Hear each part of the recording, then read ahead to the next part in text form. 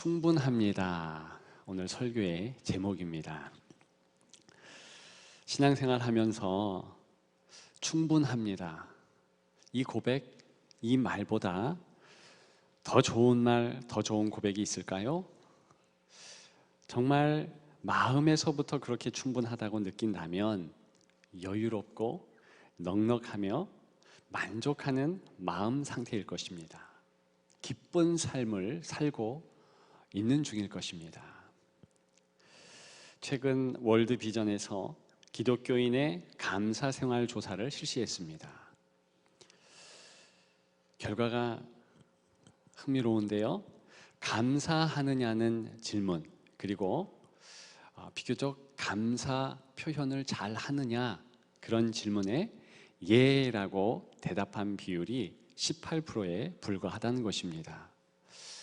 좀 표현을 잘 안 하는 한국 기독교인의 습성상 그럴 수 있다 하지만 좀 의외의 수치지요. 18%. 자녀에 대한 감사는 그나마 큽니다. 중요한 것은 부모에 대한 감사가 가장 감사 제목 중에서 낮다는 거예요. 즉 부모에 대한 약간의 원망과 불평이 우리 한국인들에게 있고 성도들에게도 그렇다는 것이지요. 기독교인 20%에 불과한 분들만 감사를 아주 자주 표현한다. 기독교인 4명 중 1명은 하나님께 감사기도, 감사 찬양을 하지 않는다. 고난 가운데서 감사 기도한 경험이 성도 2명 중 1명은 전혀 없다. 왜 이렇게 감사할 마음이 들지 않을까요? 그것은 평소에 우리가 살아가면서 좀 불만족스럽다는 것입니다. 풍성한 마음보다는 결핍한 마음. 그래서 충분하다, 이런 마음이 들지 않는 것입니다.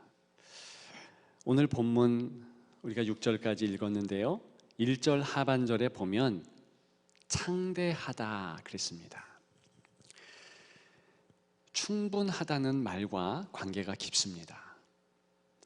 하나님이 솔로몬을 심히 창대하게 하셨습니다. 어떻게 풍성하게 인도해 주셨을까요? 당연히 부족함이 없게 만들어 주신 것이지요. 모든 부분을 충만하게 하셨다는 것이지요. 당연히 다른 사람들도요, 이구동성으로 칭찬하고 이야 대단하다, 찬사를 보냅니다. 특별히 솔로몬은요, 많은 주변의 찬사를 받은 인물 아니겠습니까? 재물이 충분하다, 지혜가 충분하다, 그런 박수갈채를 받고 높임을 받은 인물입니다. 그러나 여러분, 그렇다고 해서 반드시 본인이 고개를 끄덕이면서 나도 역시 충분해, 하나님 충분합니다, 감사합니다, 이렇게 하지 않는다는 것입니다. 그건 자동이 아니에요. 실은 좀 힘들 수도 있습니다.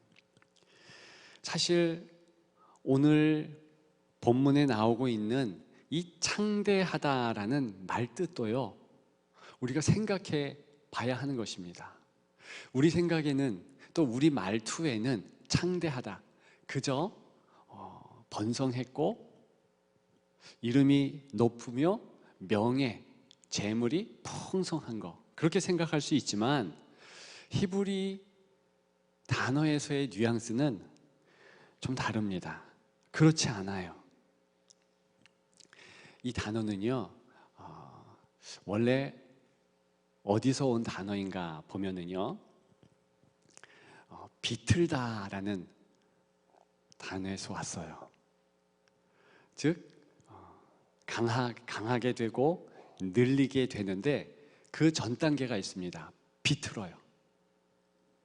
왜 그러냐 하면 고대 사회의 천이나 헝겊들을 늘리려고 하면 나름대로 어떤 기술을 썼는가 때려주거나 그 보편적으로는 비틀어댑니다. 흔들고 짜고. 그러면 이게 좀 천과 헝겊이 늘어졌나 봐요. 거기에서 연유한 단어예요. 그래서 히브리인들이, 이스라엘 사람들이 이 단어를 들으면 고진감래, 그것 이후에 기쁨이 오는 것, 이렇게 여긴다는 것입니다. 다시 얘기해서 고난, 아픔, 그 이후에 지경이 넓혀지는 거예요. 그 이후에 강해진다는 의미입니다. 그 이후에 창대하다, 비로소 얘기할 수 있는 것이랍니다. 솔로몬에게 이 말을 쓴 것이 굉장히 적절합니다. 왜냐? 상황적으로 보면은요, 환경적으로 보면은요, 저절로 참 충분합니다. 이렇게 하나님을 향하여 찬양하면서 만족감이 들지 않는다는 것입니다. 그것을 역대하 1장 11절에 보면 잘 알 수 있어요. 역대하 1장 11절은요, 하나님께서 지혜를 구한 그 유명한 솔로몬을 칭찬한 그런 절 아니겠습니까? 근데 그때 보면 하나님이 이런 말씀을 하세요. 부나 재물이나 영광이나 원수의 생명 멸하기를 구하지 아니하며 지혜를 구했다. 무슨 얘기냐면, 지혜를 구했는데 그거보다 더 긴박하고 꼭 구해야 할 내용이 있다는 것입니다. 그게 뭐예요? 부, 재물, 영광이에요. 당연하죠. 이제 왕좌에 올랐지만 여전히 물질이 필요합니다. 게다가 더 중요한 것은 원수들이 있어요. 정치적 정적들이 있고요, 열방에는 호랑이 눈처럼 눈을 크게 띄고 호시탐탐 노리는 열강들이 있습니다. 따라서 자연적으로 충분합니다라고 할 필요 충분 조건 되는 것이 아니에요. 다만 이 솔로몬은요, 작정하고 마음을 다해서 하나님을 찬양하면서 창대하게 하시니 감사합니다, 충분합니다, 이렇게 했다는 것입니다. 그것이 오늘 본문 2절부터 6절까지, 그리고 역대하 1장에 계속 나오는 이제 하나님의 성막으로 가서 예배하면서 감사하는, 그러면서 지혜를 구하는 그런 모습이라 말씀드릴 수 있겠습니다. 솔로몬이 충분하다 이렇게 말했다. 오늘 핵심 사실이에요. 그런데 그렇게 할 수 있는 이유가 1절에 아주 명확하게 나오고 있습니다. 그의 하나님 여호와께서 그와 함께 하사, 이 이유 때문인 거예요. 다시 얘기해서 내 환경이 다 괜찮고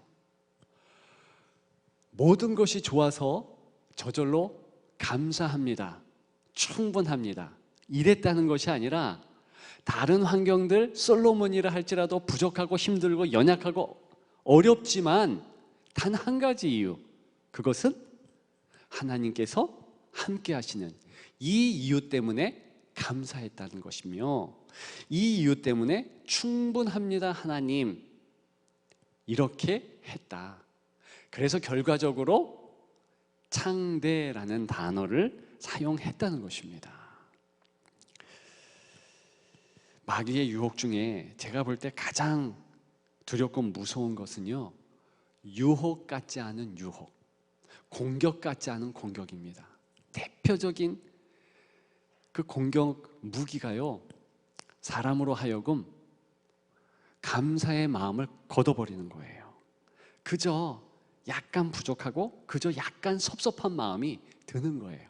근데 계속 그런 마음 들어보십시오. 나중에는요, 하나님도 싫어집니다. 짜증이 생겨요. 아무리 내게 잘하는 사람도 당연히 싫어지는 것이죠.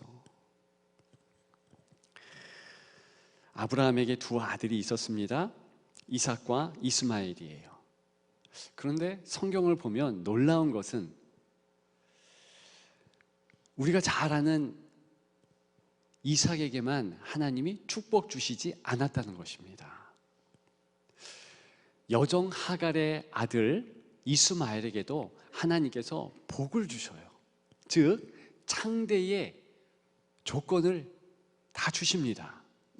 그런데 실제로 이스마엘이 창대하다 그렇게 성경은 이야기하나 그것을 잠깐만 살펴보면서 우리가 중요한 점을 이야기했으면 좋겠습니다. 먼저 이삭의 내용을 창세기 26장 13절에서 보도록 하겠습니다. 그 사람 이삭이 창대하고 왕성하여 마침내 거부가 되어 그랬습니다. 이삭이 창대했어요. 그러면 이스마엘은 어땠는가 보겠습니다. 창세기 21장 20절에 나오고 있지요. 하나님이 그 아이와 함께 계심에 그가 장성하여 광야에서 거주하며 활 쏘는 자가 되더니 했습니다. 이게 지금 대표적인 이스마엘에 대한 설명인데요. 그 아이 이스마엘과 함께 계셨다 그랬습니다. 분명히 제가 말씀드렸어요. 하나님의 사람들은 바로 이것이 유일한 충분합니다라는 조건이에요. 이스마엘에게 이렇게 창대할 수 있는 은혜, 기회를 주셨습니다. 그래서 이 부분을 부각한 새 번역 성경에는요 이렇게 본문을 기록합니다. 그 아이가 자라는 동안에 하나님이 그 아이와 늘 함께 계시면서 돌보셨다. 그런데요 결과는 그 이스마엘이 하나님께 충분합니다, 감사합니다 하지 않았다는 것입니다. 분명히요 창대라는 단어가 히브리 말로는 써 있습니다. 그게 뭐냐면 그가 장성하여, 이 장성하다라는 말이에요. 근데 우리말에 번역을 잘한 것 같아요. 왜냐? 실제적으로 하나님께서는 창대의 조건, 하나님이 함께 하셨어요. 그리고 돌봐주셨어요. 그 외향적인 모습이요 사실은 그에게 재능도 줬고요 나중에 이삭과 견줄 수 있는 재물, 모든 능력 이런 것들을 다 채워주셨다는 의미입니다. 그럼에도 불구하고 이 이스마엘은요 하나님 앞에 감사하지 않아요. 충분합니다, 감탄하지 않습니다. 어떻게 할 수 있는가? 광야에 있었다고 그러잖아요. 실제 광야에 있었지만 이 표현은 그 마음이 황무했더라, 황폐했더라. 그래서 하나님께 기쁨, 영광 돌리지 않으면서 활 쏘는 자가 되었다. 이 활 쏘는 자는요 이 사냥꾼이잖아요. 사냥꾼은요 대표적인 자기를 위한 그런 직종입니다. 직업뿐이지요. 에서가 탁월한 사냥꾼이었죠. 똑같아요. 이스마엘이 그랬다는 것입니다. 그래서 하나님께서 창대의 조건을 다 줬는데도 불구하고 그저 그는 끝행동, 하나님 감사합니다, 만족합니다, 충만합니다, 충족합니다, 이 감탄을 행하지 않았다는 것입니다. 그것이 이삭과 이스마엘을 가르는 아주 중요한 점이 되었습니다. 이스마엘은요 바란 광야에서 살았습니다. 근데 그 바란 광야 또 누가 한때 살았는가? 다윗이에요. 다윗은요 그 바란 광야에 도망자로 사울에게 쫓겨 살면서요 그 주옥 같은 시편 23편과 같은 그런 시를 그곳에서 짓습니다. 여호와는 나의 목자시니 푸른 초장 쉴 만한 물가로 인도하시는도다. 어떤 이는 하나님 앞에 놀라운 찬양의 시를 올려 들었는데, 어떤 이는 하나님이 돌보시고 함께 하셨는데 하나님께 감탄의 말을 한마디도 쏟아내지 못한다. 누가 잘못한 것입니까? 당연히 사람의 잘못이에요. 성도의 잘못이죠. 바로 거기까지 가는 것을 창대하다 하는 것입니다. 오늘 본문의 솔로몬은 참 귀한 모습을 우리에게 보여줍니다. 하나님이 주셨다, 충분합니다, 감사합니다 하면서 하나님께 영광을 돌리며 하나님의 회막으로 나가잖아요. 그리고 실제적으로 주께 찬양하는 행동을 행하잖아요. 이것이 하나님을 기쁘시게 하는 거예요. 하나님을 춤추게 하는 거예요. 이것 때문에 실제적으로 성경은 창대다, 창대한 자다 인정하는 것입니다. 여러분들은 하나님이 함께 하신다는 그 사실, 그것으로 기쁘고 감격하고 때로는 흥분하시는지요? 그 사실 때문에 너무 좋고 너무 마음이 평안하고 그러시는지요? 꼭 한번 점검해야 할 부분입니다. 오늘 본문이 담겨 있는 역대기는요, 구약의 복음서라 불리웁니다. 왜? 예수 그리스도를 그대로 나타내고 있거든요. 예수 그리스도는 참 성전 되십니다. 그런데 역대기, 이 구약의 오늘 본문이 자리하고 있는 이 책은요, 성전에 대하여서 강조합니다. 왜 다윗과 솔로몬의 삶이 중요한가? 다윗은 성전을 준비했기 때문에 중요하다. 그의 정치적이고 국가를 잘 건설했던 업적, 그런 것은요 두 번째 문제예요. 오직 성전을 준비했다. 솔로몬 7년 동안 성전 건축을 행했기 때문에 중요한 인물로 부각되는 것입니다. 그리고 그 이후에 나오는 여러 왕들, 성전을 가까이 하고 기도했으면 그는 선한 왕이에요. 어떤 치적을 남겼든 그것이 좋든 나쁘든 거기에 관계없이 선왕이다, 좋은 왕이라고 평가합니다. 그런데 아무리 치적이 훌륭하고 해도 성전을 뒤로 하고 성전 앞에 나오지 않고 하나님 앞에 충분합니다 하지 않으면 그는 악한 왕인 거예요. 왜 그렇게 하는가? 바로 참 성전 되신 예수 그리스도와 영광케 하기 때문에 그렇게 돼야 되는 것이지요. 우리의 참 성전 되신 예수 그리스도, 어떤 일을 행하셨습니까? 저와 여러분들의 삶에 참 성전 되신 예수 그리스도께서 오신 거예요. 그리고 그분을 나의 왕, 나의 구주로 섬기면서 내 마음에 권좌를 내어드리면, 그러면 그 사람조차도 예수님 때문에 성전이 되는 것입니다. 하나님께 영광을 돌리며 기쁘고 감격한 생활을 계속 살아낼 수 있도록 행하신 것이지요. 그것이 우리들이 오늘 본문을 통해서 꼭 기억해야 될 사실입니다. 아쉽지만 솔로몬은요, 좀 시간 지난 다음에 그런 마음이 없어집니다. 하나님 앞에 충분합니다, 그런 영광 돌리지 않습니다. 오히려 하나님이 허락한 그 풍성하고 풍족한 외형적인 조건을 계속 유지하고자 하나님을 잊습니다.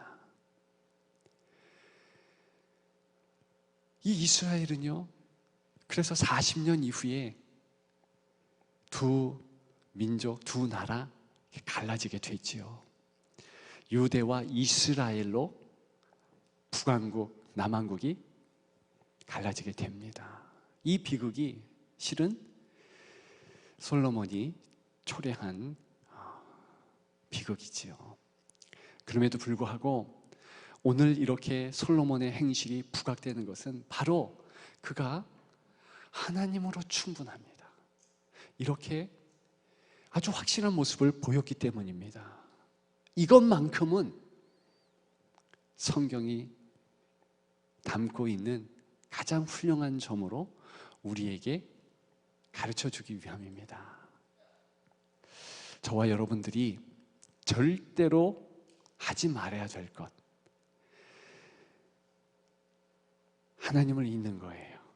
그리고 하나님이 함께 하시는데도 불구하고 거기에 대한 감사, 감격을 잃어버리는 것입니다. 정말 함께 하신다는 사실만큼 흥분케 하는 것은 없습니다. 꼭 기억하시기를 주님의 이름으로 축복합니다. 박요한이라는 목사님 아시잖아요. 얼마 전에 성령 집회 때 오셔서 전 세대에 큰 은혜를 끼치고 가셨는데, 말씀을 준비하면서 이분이 생각나는 거예요. 이분은요, 입양하잖아요. 그런데 38년 동안 그 사실을 남들에게 떳떳하게 이야기를 못했대요. 그도 그렇죠. 내가 입양되었다 이것을 친한 친구에게, 또 사랑하는 아내와 처가 식구에게 이야기할 수 있겠습니까? 이 박요한 목사님이요, 38 이후에 하나님께서 갑자기 이제 말씀하셨다는 거죠. 느낌을 주셨다는 거죠. 야, 내가 너와 함께 하는데 그게 무슨 부끄러운 일이고, 내가 임마누엘로 바로 너의 주인이 되고 항상 함께 하는데 그게 그렇게 너의 수치가 되겠니? 그런 깨달음을 주셨대요.